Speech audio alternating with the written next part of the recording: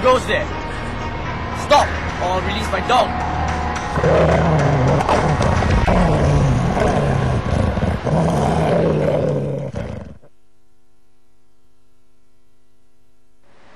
This is one among many brave guardians that keep a round-the-clock vigil over our vital installations.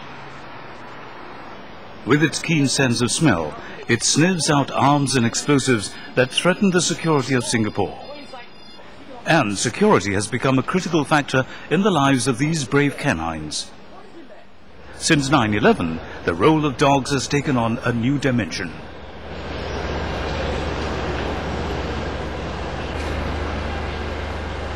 Well, after the 911, as you know, dogs has played a very important role, especially the guard dogs as well as the arms and explosive search dog.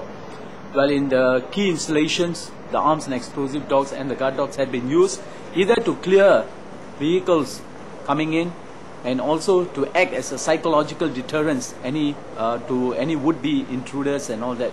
So the presence of the guard dog and the arms and explosive dogs had really helped out in the control of security measures in most of the teams. Welcome to Canine Street. This is where over 100 of the SAF's canine soldiers call home. And on Canine Street is the SAF Provost Unit's Dog Training Wing, Singapore's largest trainer of working dogs. Here, man's best friend goes through boot camp before moving on to actual operations. When the dogs first arrive, they will each be assigned to a handler who has undergone the basic dog handler's course. The handlers will groom and care for the dogs, and through doing so, build trust and rapport with their four-legged buddies.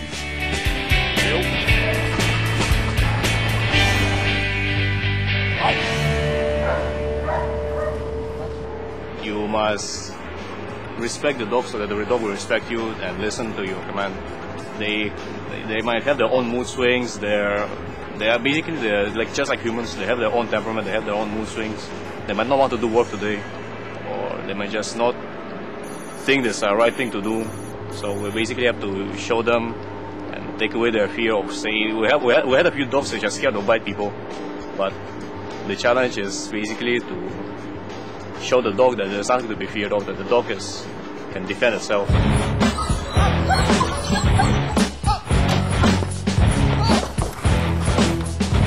A fully trained guard dog, if it's in a prowling area, it's about equivalent to 5 or 6 prowlers in the same area. Because of the extended sense of sight, smell, they can really track the intruders. If you're not wearing any protection, the dogs are capable of breaking your bone. They can do just that. They can break your bone, they can break your hand, they can cripple your hand for life. For sniffing, for example, armed explosive, narcotics, tracker dogs, probably we're looking for the nose work, the intent, the drive, and example, they are more towards the nose work rather than the eyesight, you see. So this is what we are looking for, the specific role for the dogs. This is our boy, a 1-year-old Springer Spaniel narcotics sniffer. With their keen sense of smell, Springer Spaniels are good at sniffing out drugs. And because they're small, they can be deployed to work in confined spaces such as vehicles.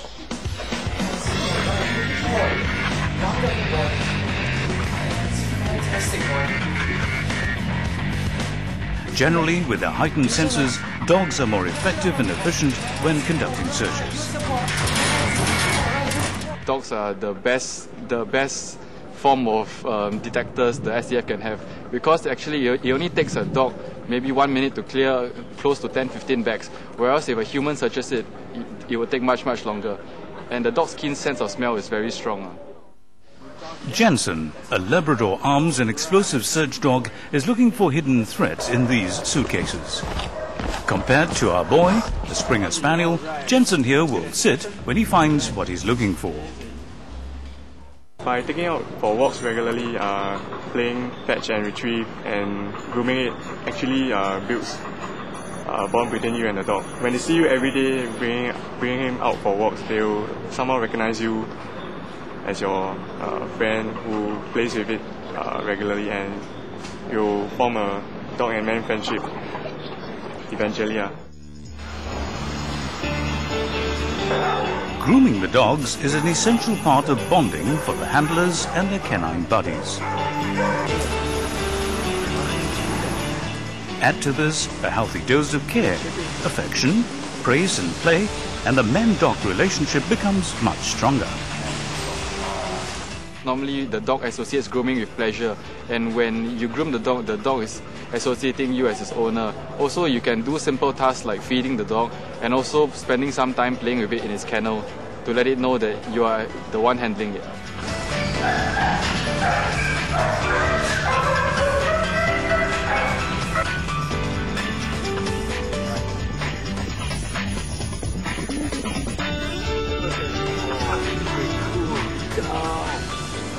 If you are trying to handle a dog by force, most of the time it will not work out because you are not sure whether the dog is actually responding to your love or responding just out of fear. So if you are well bonded with the dog, you can be sure that almost every time you command a dog, the dog will listen to you and you will have no worries about it going astray, doing ops or something. Once that bond is built up, the dog will accept him as a master, as a handler, as a friend, and as everything. And then they will work as a good team. Getting used to an animal is not an easy task as what most of them will think. Right? It needs a lot of patience, firmness and understanding. And without that kind of bonding, you will not be able to get 100% from the dog. These will really help in the team working together.